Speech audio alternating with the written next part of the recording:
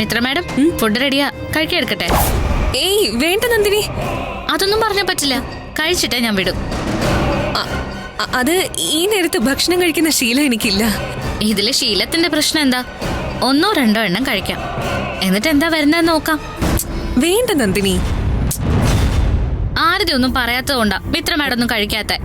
കഴിക്കേ, എന്നിട്ട് അഭിപ്രായം കൂടി പറഞ്ഞിട്ട് പോയാ മതി.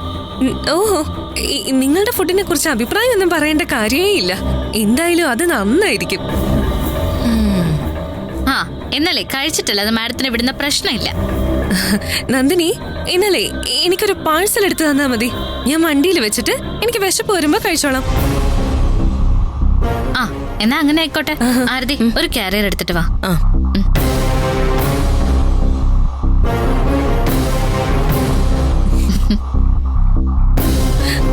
എന്താ മണം! ഇപ്പൊ തന്നെ നാവില് വെള്ളം ഊറാൻ തുടങ്ങി.